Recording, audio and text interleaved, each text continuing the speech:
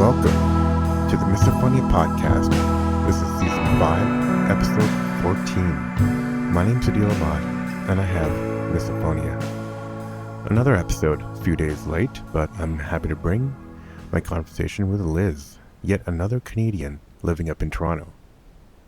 We talk about being a misanthrope, someone who doesn't necessarily like a lot of humans, and for a couple of misanthropes here, we share a lot of laughs. We talk about postpartum depression, other comorbidities, raising a lively son during a pandemic, as well as dialectical behavior therapy. And I'll have a link to some information about that in the show notes. Please follow the show on Instagram at Misophonia Podcast, also on Facebook, Twitter at Misophonia Show, and sometimes on TikTok. If you like this episode, you can leave a quick rating or review wherever you listen to the show. A lot of people have been leaving ratings on the new Spotify feature. That's great, thank you. All right, now here's my conversation with Liz. Well, then I'll just say, welcome, Liz, to the podcast. Good to have you here. Thank you. Glad to expose myself. Yeah, well, that's what it is with a lot of people. More and more now, it's the first time they've talked to anybody with misophonia. So it's, I guess, well, yeah, maybe we'll start there. Is this something that you've, we'll talk about your history, but have you talked to anybody else about misophonia? Recently, yes. No, I was diagnosed only, in the last 3 or 4 years.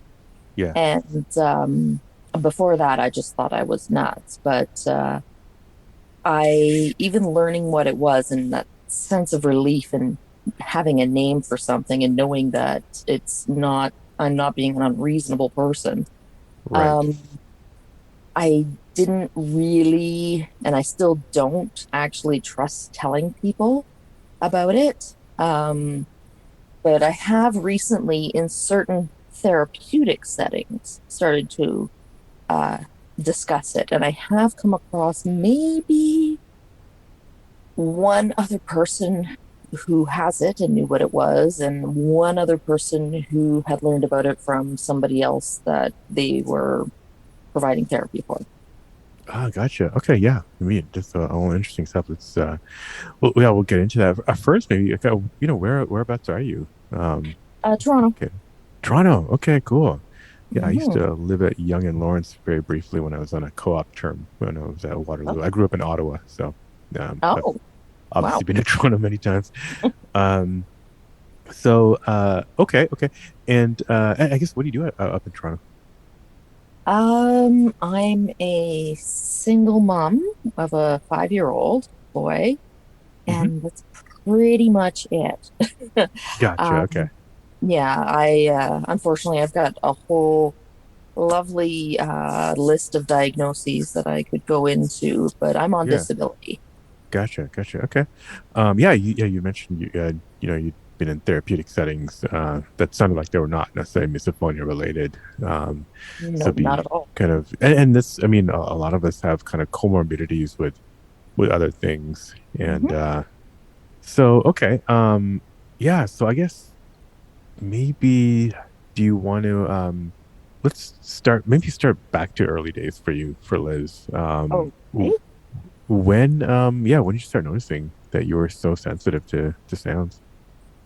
I have tried so hard to figure that out, and I have no We're gonna need the memory. day and the minute. But no, I have no memory of not being, honestly. I mm, know from the people that I've heard in your podcast, they can usually pinpoint a moment.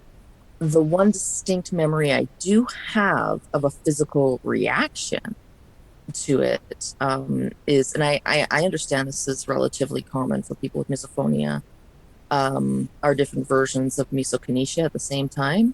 right. And so I cannot handle repetition in any form. So somebody saying the same thing over and over or watching the same thing over and over. And so when I was about 14 or so, I don't know if you might be familiar with a program called Spitting Image. Yes. Yes. Right. Can you remind me what that is again? This. Yeah, Um, was it a British show that was kind of a yes, satire or something? Yeah. exactly. Yeah. And I used to love that show. Anyway, there was this absolutely ridiculous song on that show, and I was trying to copy down the lyrics.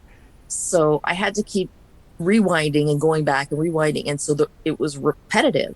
Yeah. And I noticed before I even got to the end of trying to copy the lyrics, I had to run to the washroom and vomit. Wow. Yeah, I could not handle the repetition. And that was probably the very first physical response that I noticed to this problem. But Yeah. as far as identifying sensitivity, I've always been, as far as I can remember, uh, both in sound and in certain visuals and tactile experiences. I don't know a time that I wasn't. Gotcha. It's interesting because a lot of people develop the misokinesia stuff later on. Um, I think, but for you, everything, all your senses were were bothersome or sensitive, pretty much Yeah, right from the beginning. Yeah, interesting. I And would you almost probably say never. Sounds like you never stepped foot in a techno club or house music. Actually, the only music that does it to me consistently is country music. Hmm, hmm. And I had never understood why I hated that music so much until I was diagnosed. And then I'm like, oh, because there was actually a day that when I was doing my undergrad, I walked into the lab and somebody was playing a country music CD. And without even thinking, this, like, I just totally reacted, walked up to the thing, ejected the CD, and snapped it in half. Wow.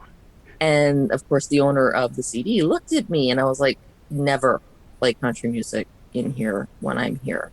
And then I just handed her the two pieces of the CD. Wow. um, And now you're best yeah. friends? Well, she wasn't upset by it. I think she was Okay. probably more frightened. Yeah. But yeah, So she was not upset by it. Okay, a little bit frightened. Obviously, yeah. Surprised. yeah. Um, So probably more speechless than anything else. But we yeah. never, it was never brought up again after that. But even I, of course, was stunned after I realized what my action was because it was just so instantaneous. I wasn't thinking. Very few of us act out at all. So that's interesting.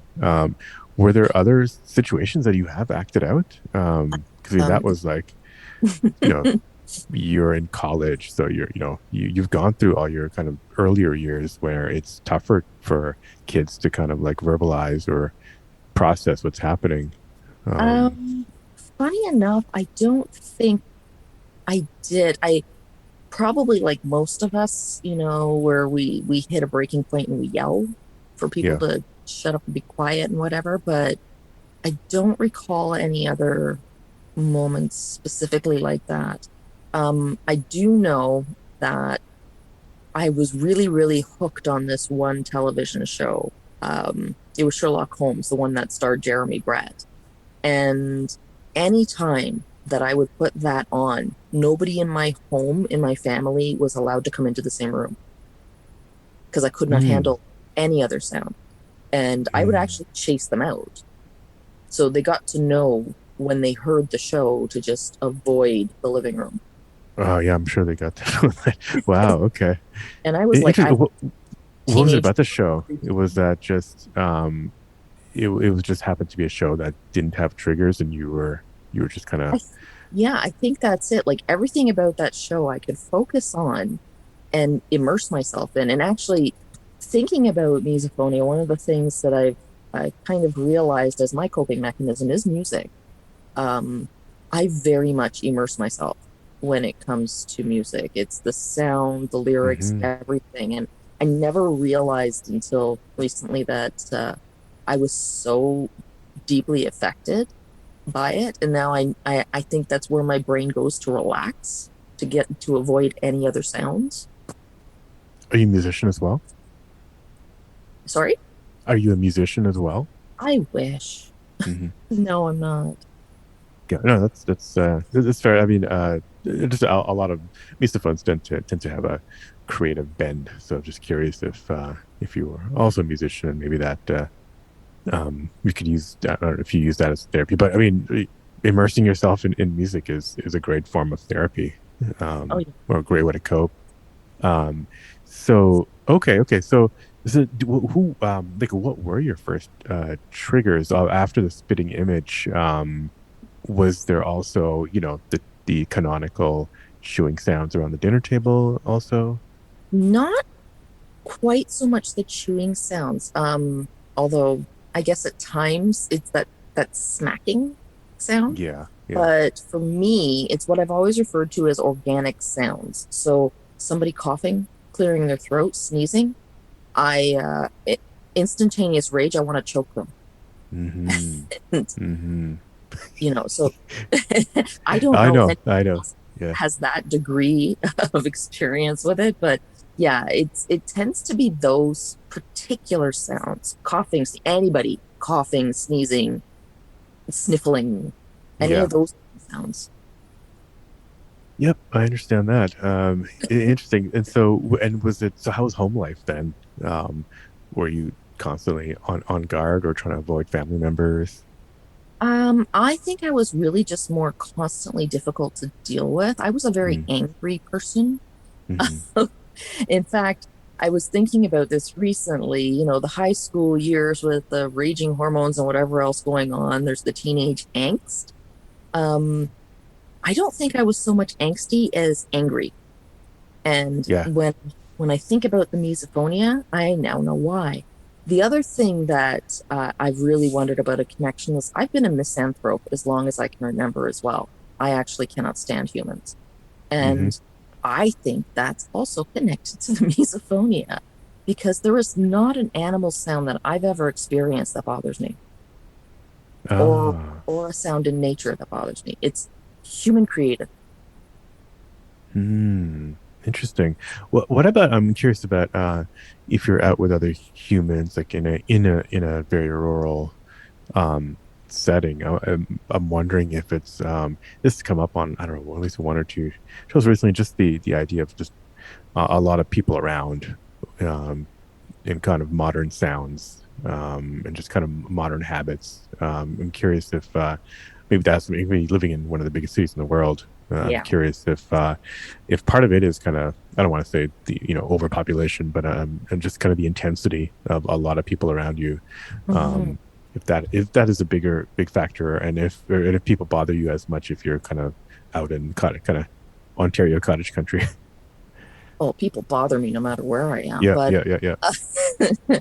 um, what I could say about that is one of the things that I noticed in my personality type, and I can link a lot of these things if I just sit here and think about it, but I have a very strong personality. My personality enters a room before my body does. And I'm not kidding. I've been told Yeah. this. What's So an example? Yeah, I'd love to hear some examples of so that. I'm I sure a am lot of people can relate. Yeah. I am one who is really entertaining to other people. And I have always found that I don't like people, I don't like crowds, but I do love an audience. And I think the Mm, reason for that, if I could link it to misophonia, is that I am then in control of the environment. So yeah. I'm okay with being around crowds and that sort of thing if really I'm the one who's the source of the focus and I'm the one dictating what's going on in the environment. Otherwise, um, up until I had my son, I always immersed myself in music when I was out anywhere, unless I was, out in nature.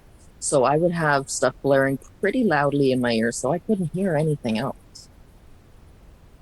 Yeah, that's really interesting. I feel like I've myself, and tell me if any of this relates to you, but myself and some people I've talked to kind of refer to ourselves as kind of like um sometimes extroverted introverts, where we just feel like I'm definitely naturally love to just kind of be on my own, and so that's been kind of the one good part of like quarantining. But I do like making jokes and comedy, and having, um making people laugh and getting that reaction. And I wonder if that's part of it, where I kind of when I'm with a lot of other people, it's I feel better if it's like I'm kind of entertaining people and seeing their reactions, but then I immediately want to, after the event, just kind of want to retreat and kind of be by myself and immerse Sort of, myself in music. yeah, there you go. Sort of, yeah. People's laughter very rarely triggers me. I mean, there's some of those really weird laughs out there, but Oh those yeah, are those are rare and they're few and far in between. And so, yeah, I think, that sound is comforting for me, you know. so, but the control theme definitely comes up a lot. Mhm. That's really interesting. And so then when you were coming up, like in school and whatnot, um, you was it how was school basically being in high school and whatnot? Obviously, Um, you sounds like you ended up in some kind of a research capacity. You probably did pretty well. I have a master's in molecular Yeah, epidemiology. there we Yeah. go. Uh, I loved high school. In fact, I often sink into those memories and just enjoy those. Um, Yeah. I was a straight A student, and I was also, I guess, considered gifted. I was in the gifted program. Hmm. So oftentimes I would find, like, I know a lot of times they will link behaviors of really bright people to being bored, Mm. which I guess is part of the time. But again, if I link it to the misophonia and about me being in control again, I can remember certain scenarios in different classes where I would initiate something again so that I was fully in control, like especially in my English literature class. I would get into fights with my teacher. We would have full on arguments about Shakespeare, and Hmm. everybody else in the class would just sit there silently. I don't know if they were dumbfounded or, had no clue, but that was how I engaged. And it worked very effectively for me. But there were times, like, for example, one of my calculus classes, I was telling somebody recently, I kept finishing things for the teacher or correcting what he was teaching. So he was starting to get frustrated and a little overwhelmed. And so he would send me for Mm. walks during class Mm. and just tell me to just go for a walk. So, and I Mm. went to a Catholic high school, relatively rigid. You were not allowed to be seen in the hallways during class time. So there were always teachers in the hallways, walking around looking for any rogue students, but they never bothered with me. They'd be like, "Oh, you got sent for a walk, didn't you?" So I was quite well known in my high Mm. school. But like I said, I enjoyed high school thoroughly. Gotcha. And how about the situation with Angry. friends?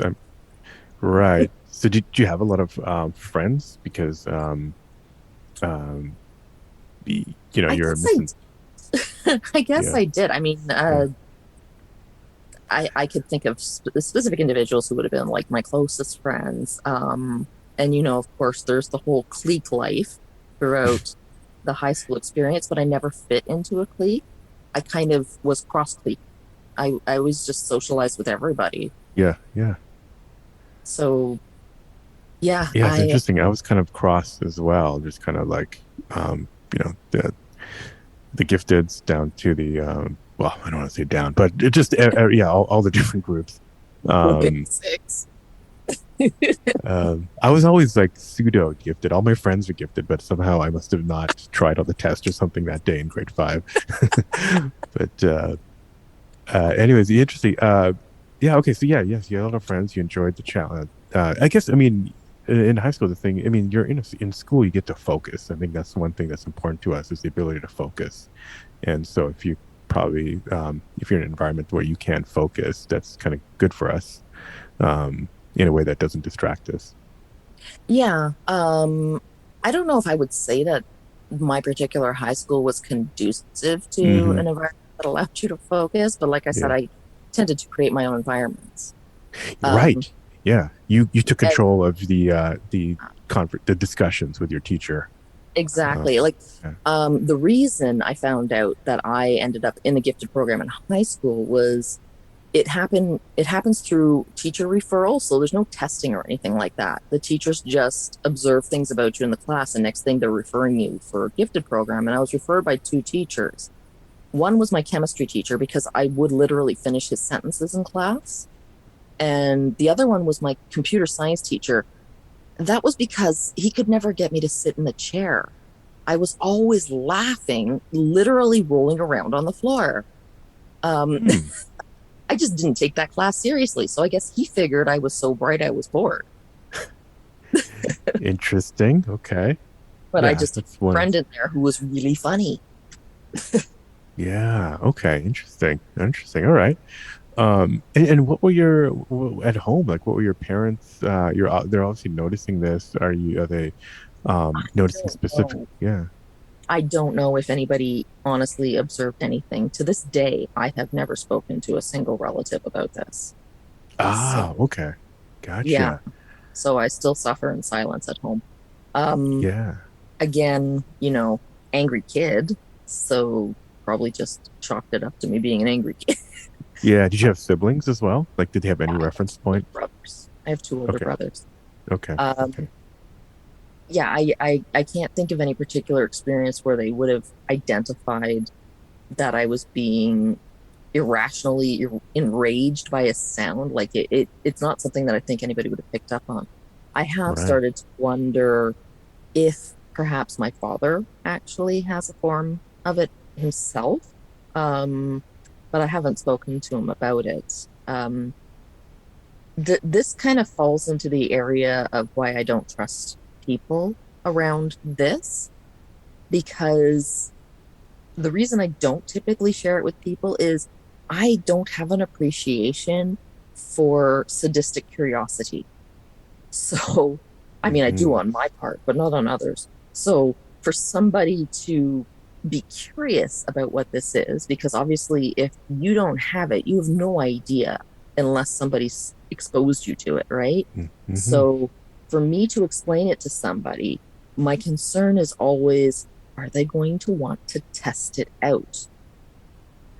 Yep. And yeah, exactly. And I've had somebody else who I talked to about this, the one other person I met who had it, and she was very familiar with that particular part of humanity where it's like they don't believe it's real, so they kind of want to do all the things to trigger you. And Or if they maybe, believe it's real, they don't. It doesn't click that it's serious, so they feel yeah, like, oh, they just think something you're I being can. ridiculous. Yeah. And so I prefer to avoid being exposed to those triggers because I do always, I have actually had physical responses. Number one, I don't want to start throwing up on somebody. Hmm. And I'm never 100% certain that I will maintain and control my rage because, I snapped that person's CD. Yeah. So, um, and the desire to literally put my hands around somebody's throat when they cough is so strong. Like, it's torturous to fight that all the time. So I don't tell people about it so that they don't have an opportunity to test it.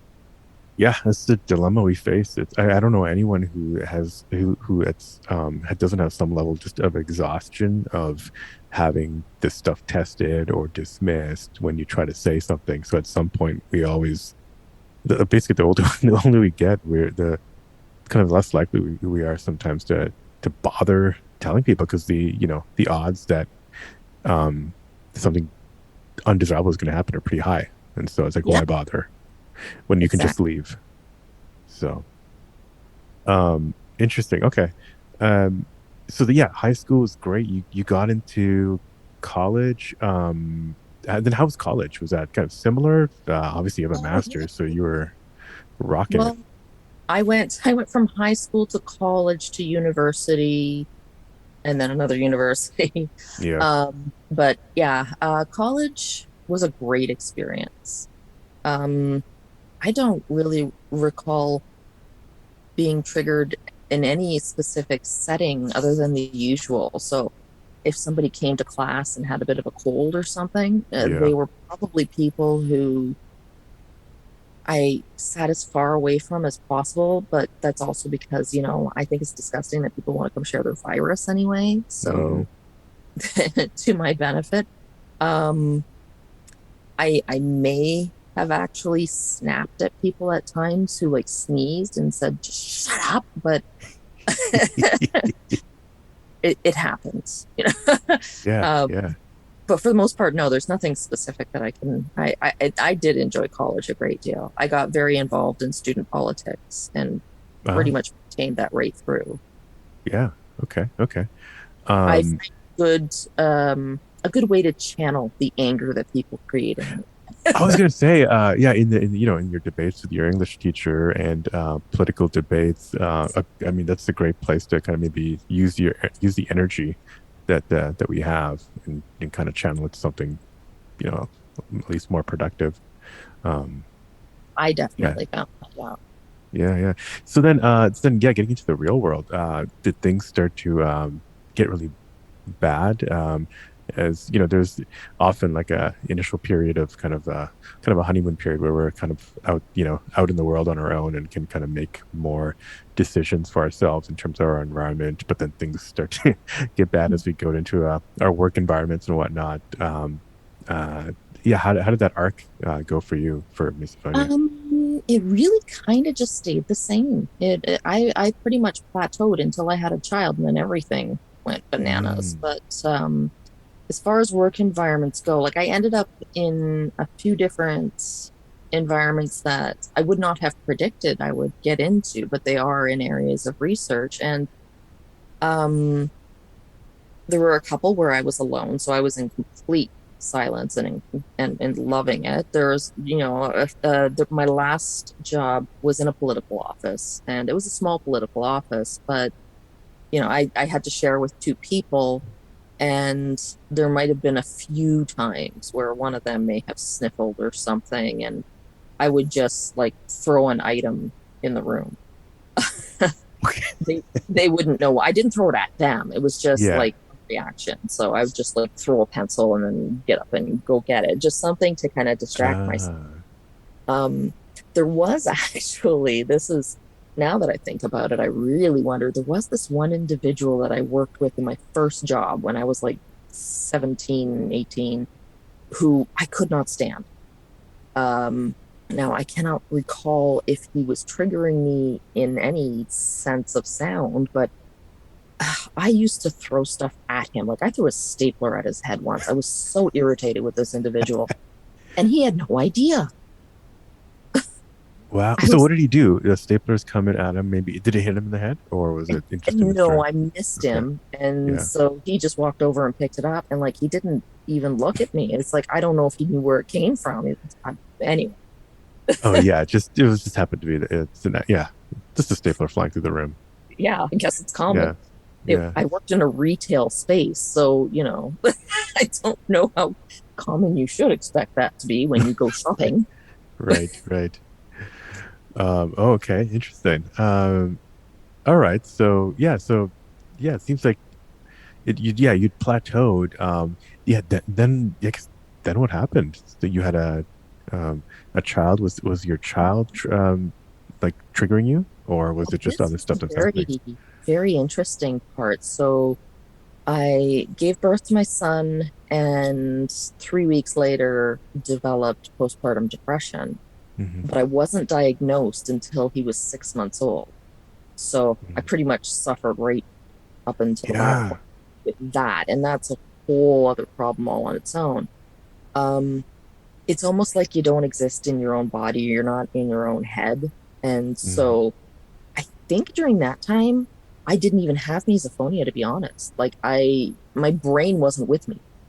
So I mm, remember at one point when I was speaking to somebody about it, probably when he was about maybe 8 months old or so. Um, and they had said, wow, you have a baby? Like, way to go with misophonia. You're going to get triggered nonstop.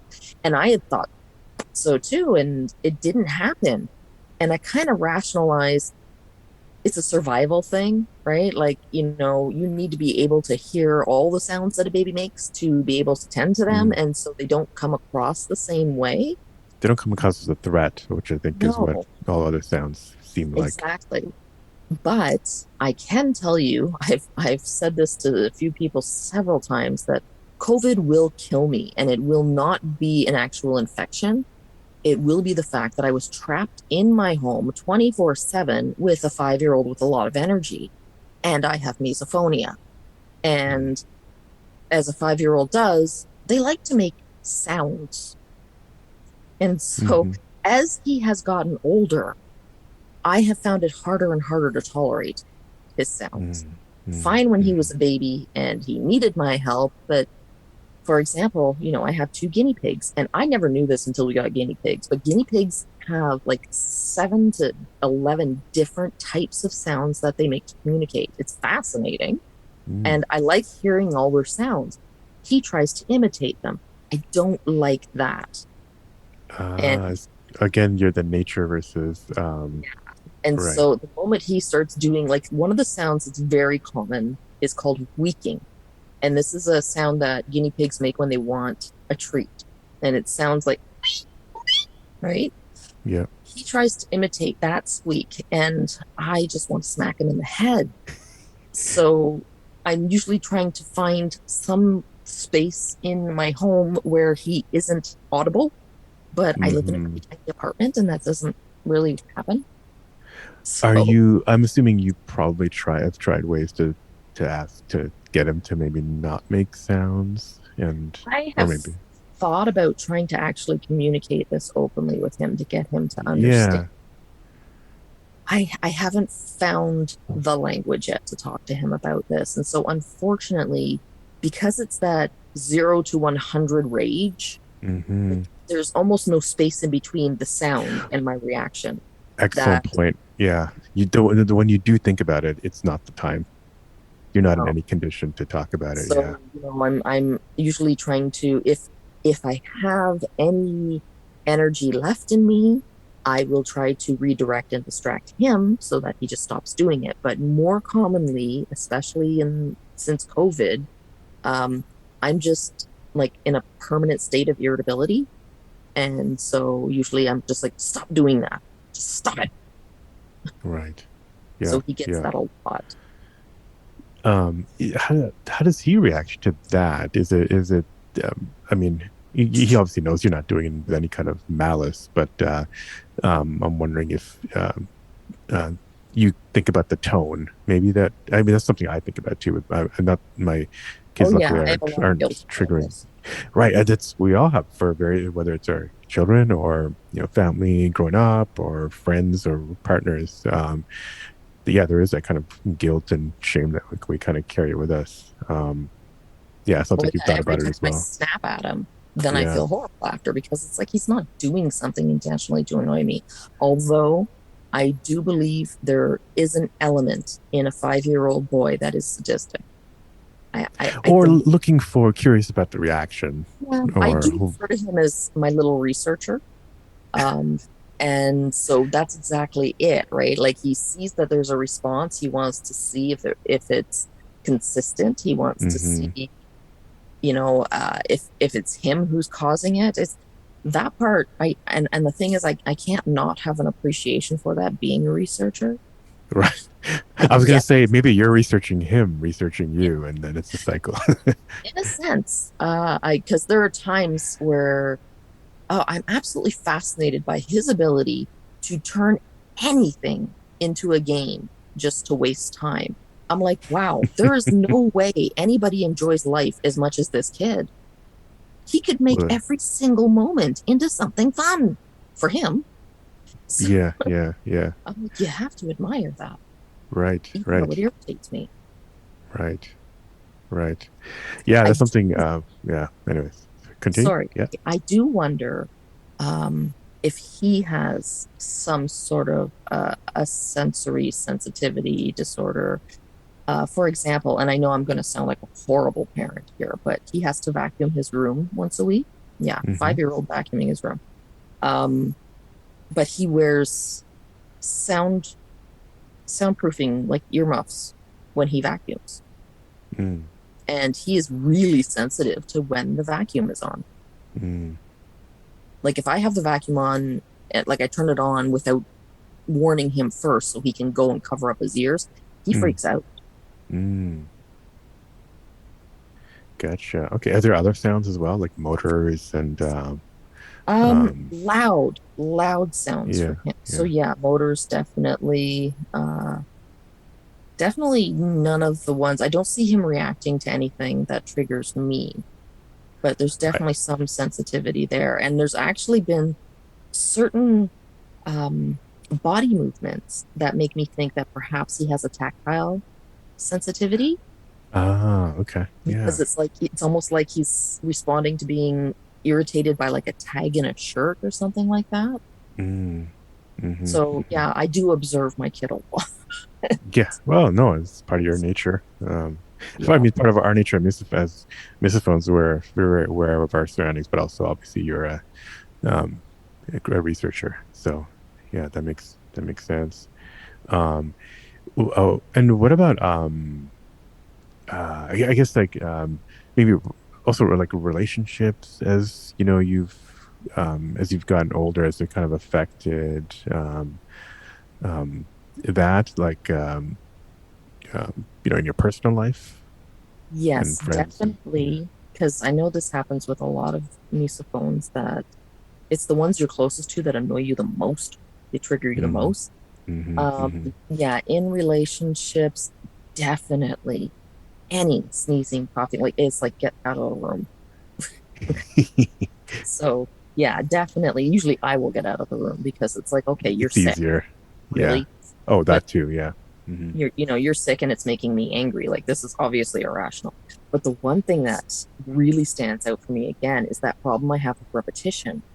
And so with a partner, you may have those brainless moments where you're just like, say, stroking somebody's arm, right? And it's a Hmm. repetitive movement. It's supposed to be intimate and affectionate, but it makes me want to vomit. And I'm like, stop, just stop touching me. Yeah. Yeah. Interesting. Okay. Yeah. So it's a lot of bodily. So obviously, foot shaking, leg shaking, and rocking, those kinds of things, Very um, much. as well as the touching. And so the repetitive touching, is it the actual tactileness as well, or is it just the repetitive aspect of it? It's the Or have repetitive. you? Yeah. Yeah. So Okay. I'm actually a very tactile person. I love massage. But if I went to a massage therapist and they focused too long on an area, same thing. Mm. Like I gotta find somewhere to vomit. So Move on. Yeah. Oh, yeah, really? Okay. So, vomit. Obviously, yeah, you mentioned that one time you'd I vomit. Is actually is this? Do you do this common? Like it happens pretty often. it doesn't happen often. I get Yeah. nauseated pretty quickly. Nauseated. Okay. Yeah. So And you that's you have that I'm warning sign right. that something's going to happen. Yeah. Yeah. So usually Gotcha. it's like, okay, no, you're making me sick. I have to get out of here. Mm, okay. Okay. Interesting. And that on top of the I want to kill you, Yeah. basically. Yeah. Yeah. Okay. Sometimes I'm torn between, throwing up on them or smacking them. Right. Well, yeah, you want to smack them first before you throw up on them, so you don't get Yeah, dirty obviously. yourself. So Save the mess. Yeah. yeah. So oh well, also I guess another rough thing about wearing masks in this day and age, you want to make sure you're not triggered, so you're not Oh vomiting your God, mask. no. But that's let's maybe I'll delete that visual from this episode. But let's switch gears. Maybe talk about uh therapy. You said you've been in therapy settings recently. Do you want to talk a little bit about that? Was that Sure. it Yeah. doesn't sound like it was So about misophonia, but maybe it was about the postpartum? it was 100% not about misophonia. Mhm. Um, it was definitely about the postpartum. And the interesting thing, which I would be even more fascinated in researching if it didn't have such a detrimental effect on me, was in the process of trying to establish the appropriate medication, because brain chemistry is virtually impossible, right? It's all Mhm. guesswork. Mhm. So in trying to figure out the right drug for me, we ended up kicking in a high anxiety, um, what's the word I'm looking for? Like it just killed all my inhibitions. I had no impulse control on this one particular medication, and I Mm. developed a gambling um, addiction as a result. Wow. Yeah. And so I have been in therapy for the postpartum depression, and I have also been in therapy for and addiction. Um, Mm-hmm. and what I have discovered in those settings is that these professionals have no idea what I'm talking about when it comes to misophonia. And that can be, at the very least, irritating, annoying, but Yeah. more so disheartening and distressing. Because when you have somebody whose life goal has been around learning all about the brain and all of its intricacies, and then you tell them about this and they look at you like they don't believe you because they haven't learned it in school, and somehow you're just making crap up to be unreasonable. Like, it really, really borders on me wanting to call a college of physicians and surgeons on some of those people. But uh, like, there was a Mm-hmm. particular psychiatrist in a program that I was doing online, and this is actually a program for comorbidities with addiction. So it was perfect. Right. But just going through, and then of course, thank you to COVID, everything is on Zoom. So going through this Zoom therapy meeting with these other people and having them discuss their experiences was triggering me. That by the time they got to me, I was about to throw up. And Mm. so I guess however I communicated, I don't know at that point, but I came across like I wanted to, I don't know, I thought everybody was an irritating juvenile or something. I don't even know what I'd said. I just know that I was contacted later on by my individual therapist because, of course, the facilitator of that group contacted them and expressed that somehow I was inappropriate. Oh, really? Okay. Yeah, I don't even remember, right? Like, when you're triggering me to that degree, um, there's a point where my brain will shut off because otherwise, what's going to happen? So it's almost like I go numb and I don't recall actions at that point, or anything I say.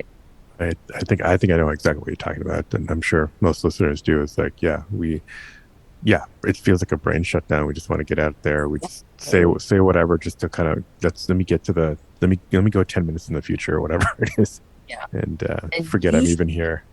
usually if I reach that point, even though I don't recall what I say, there's a part of my brain that's definitely functioning well. I'm generally quite articulate and I can be pretty venomous.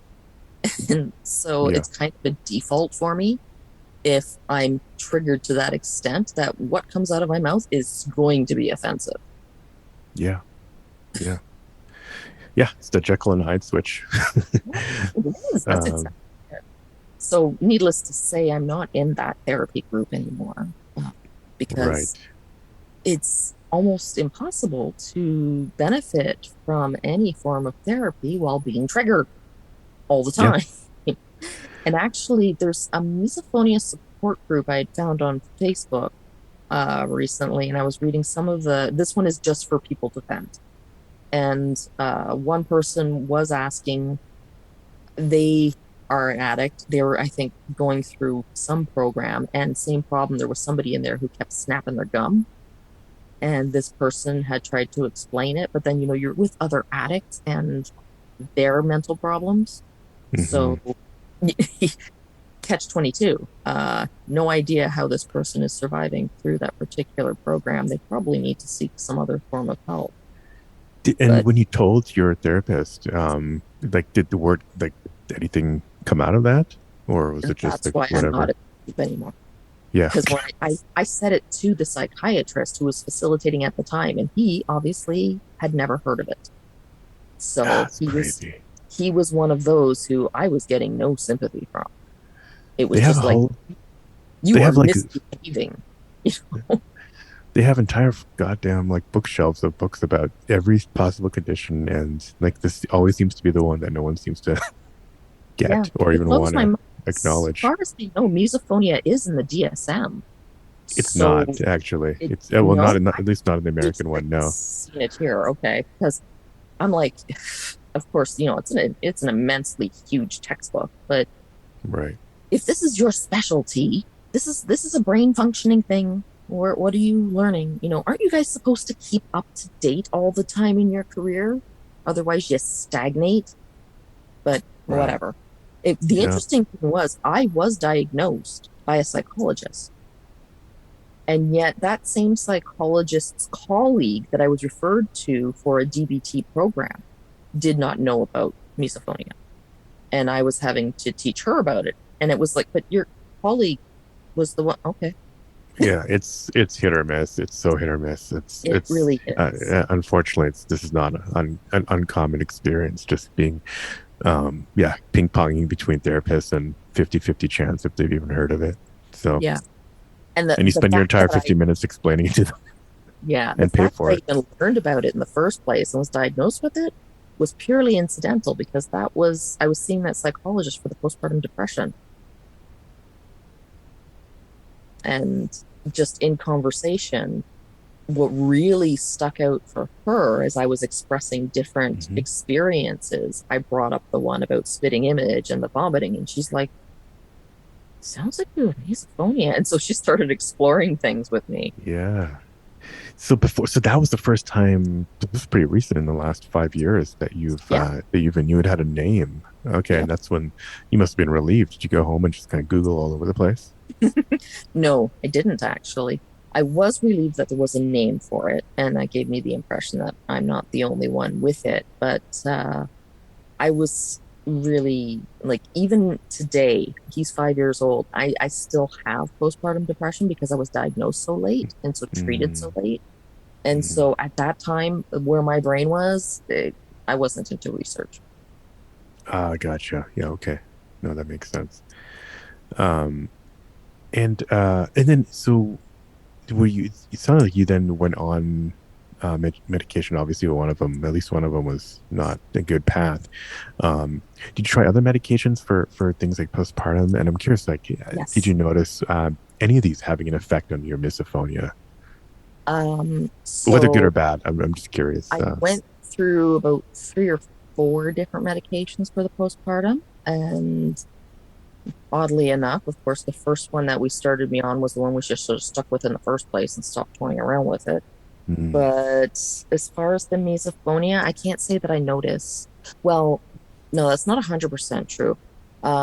I did discover that quetiapine had such uh, a fogging effect on me. Like I was just almost incapacitated. Like I could have slept constantly. mhm. Um, that yeah, that definitely I was way more sensitive to sound because I was constantly irritable at having to be alert or awake. So yeah, that one definitely did it to me. But Gotcha. as soon as I noticed that it was doing that to me and making me so groggy, I came off it within 2 weeks. I was like, don't forget this. I can't because with the postpartum depression, it was actually making things dangerous. Yeah, gotcha. Okay, okay. Um, And then yeah, so I mean, yeah, so those weren't really working. What have been, I guess, your other kind of coping mechanism? Sounds like music is a big one. Immersing yourself in that, but you can't always do that with a kid around. No. Um, In fact, uh, that's one thing I definitely noticed after having a child was the relief that I sought and would find in music, I couldn't. hmm And I actually had more of a discomfort around immersing myself in music out of a fear of missing something mm, missing something right with your with my to tend to child. your Like, child. Yeah. exactly. So it became this, well, I can't do that because I have to be listening all the time. So I haven't, up until recently, I hadn't been able to enjoy music for, I guess, about 5 years. Right. Right. Okay. So up until recently, now he maybe he's a little bit older, you can kind of get back into that a little bit. Yeah. Yeah. Now I'm Okay. forcing my tastes on him. So, Yeah, well, yeah, we do that too. um, there's only so much, yeah, wheels on the bus that we can handle. So, exactly. And those uh, songs are so repetitive. I was gonna say like the whole Baby Shark and Wheels on the Bus and all that Yeah. stuff. It's all like the whole point is repetition. So, Yeah. um, And actually, that's another area where my son has triggered me. And it's just so strange. This is very common for kids that, they see one show or one movie or one story and for a level of comfort, they want that repeated again and again. That's kind of how they learn. Right. And so my son has two bookcases full of books, and he has become obsessed with the Nat Geo for Kids books that he's received over the last year. And there's one or two of them that he keeps pulling out every night for me to read to him. And I'm like, Mm. okay, this is starting to make me sick. Gotcha. I only laugh because we have a bunch of Nat Geo books, the weird but true books, and These are yeah, the little kids' first big book. yeah, Those things are amazing. Like the yeah, information is fascinating. And my child yeah, runs around talking about tectonic plates, and people stare at him like he's an alien. But yep. I can only hear that same thing coming out of my own mouth so many times. Right, right, right, right. Yeah, yeah. Interesting. Okay. And well, yeah, I guess yeah, we're already getting close to I think we're already getting close to an hour. I do want I guess I want to also hear about maybe it sounds like you haven't talked to your any family member about it. What about uh, friends? Okay, we talked a little bit about friends. I'm curious about how did you meet people with misophonia? It sounds like you met a couple. It's in a Have you? therapy group. One of them Okay. is actually it's a parenting therapy group of peers. And I was explaining something about a recent experience because of course with COVID and whatever, right? I'm trapped 24/7. I mean, now he's back in school, so I'm like, ah, Yeah, yeah, but yeah. during the summer it was killing me. And so I was telling them about something, describing that, and just as soon as I said misophonia, of course, I usually ask, are any of you aware of this? And one of them said, oh, I have it too. And so Mm, then we kind of just started relating to each other. And in another therapy group, it was the same thing. It was another parenting group, actually. And yeah. I again had asked, I said I had misophonia to explain this experience I had. And I said, does anybody know what that is? And one of the facilitators was like, yes, I have learned about that because one of my clients had it. And so I had to learn it. And I'm like, well, congratulations. Thank you for learning it, unlike most facilitators. But Yeah. so that's the only way that I've come across it. I did actually venture far enough to post um, from the misophonia website. I've forgotten what the name of it is now, but the one that is the organization that has the conference and everything. Yeah, Miss Funny Um, Association. Yeah. yes, so they have a story posted there that was written by a high school student that describes the experience of misophonia that she had. And I Yep. found the description was really eloquent. I think it explains very well for people who don't get it. And so I posted that on my Facebook. And I don't have a huge number of friends on Facebook at all, but I have the people that I want to communicate with. And one of them responded, and I didn't say anything about it being about me. I just expressed that this is well written, Hmm. and I think it gives a very good idea of this particular disorder. And my friend wrote back that how difficult this sounds, and he just kind of gave me the impression that he thought maybe I had it. Mm, So I did tell him, and he was actually very empathetic. mm, He's a friend I've had since high school, and I mm. think it explained a lot for him. About you About me. or okay, so he didn't have it, but you reached out and he's like, oh No, yeah, I remember you. Yeah, he was a good friend in high yeah. school, and like I said, I was angry. A lot of people were actually frightened of me to some degree. So the nickname Psycho, I did hear from time to time. Okay, So, okay. Liz the psycho. yeah, just because I was so reactive. So yeah, Yeah. that's as much of an attempt as I've made to inform anybody. I guess I was kind of testing the waters there, just put that out there and see what reactions come back. And that was the only one. Yeah. And No, that's nobody else interesting. said anything. Yeah. No, that's interesting. Yeah, it's kind of it's kind of not uncommon. We're at that phase in the what I call the arc of wokeness around misophonia, where it's like in any one group, there's like a there's a chance that one person will speak up about it, or one person will reach out, and hopefully more will, whoever is suffering in silence at least, and kind of get more, get help, or at least find our community. Yeah. So Well, coming yeah, across your podcast and the association, like that was the big aha. I can go here if, yeah, you know, I'm really wanting to communicate about this or to hear about other people. And otherwise I just kind of keep it to myself. yeah, yeah. No, that's not uncommon.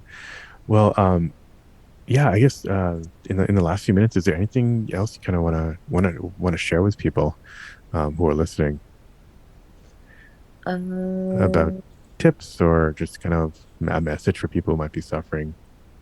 well, I can say that for sure, DBT skills, so dialectical behavior therapy, as much Mm-hmm. as I have been in various forms of that for other reasons, learning those skills is probably one of the best ways to figure out how to cope with misophonia, especially the distress tolerance skills.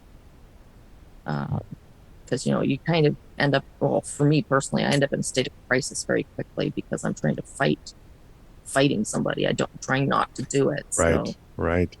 the DBT skills, when I can mentally access them, are probably the most successful way to cope, I find. So if anybody is trying to find something, I would say look into dialectical behavior therapy. Yeah, I I'll know have a it's link in the show notes so and stuff. And gotcha. Cool. Well, yeah, Liz, again, thanks. Yeah, we covered a lot, and a lot. There's always get a lot of messages from parents wanting to know how they, how they deal with it, of themselves, but also with their children. So I know this is going to help a lot of people. So I appreciate you taking the time to get into that and sharing your story, about because we don't snapping. get to hear about it enough. Yeah, well, snapping everywhere. Every episode's about snapping, but but yeah, hearing, I mean, because you're right, I mean, there's a lot of guilt, and so it's I think it's at least it's reassuring to people that a lot of people are struggling with that kind of how they what they show their kids. So Well, I would say that any good parent walks around with a good supply of guilt for a variety of reasons. mm-hmm. There's enough things that we're always worried we did wrong with our kids. That's what, you can use to help you realize you are a good parent. Yeah, This is right. just another one of those things. But again, DBT skills, particularly in distress tolerance, are very, very effective. Also, mindfulness Yeah, skills. If you can focus in on some other sound or sensation and use that to distract, it's very effective. gotcha. Okay, cool. Yeah, well, thanks again, Liz. This has been great. Thank you. Thank you, Liz. Always good to talk to another Canadian, and so many from my home province of Ontario, I should say, this season. If you liked this episode, don't forget to leave a quick review or just hit the 5 stars or wherever you listen to this podcast. You can hit me up by email at hello@misophoniapodcast.com or go to the website, misophoniapodcast.com. Of course, it's easy to just send a message on Instagram or Facebook at Misophonia Podcast. Don't forget you can support the show by visiting Patreon at patreon.com/misophoniapodcast. Theme music is by Moby. And until next week, wishing you peace and quiet.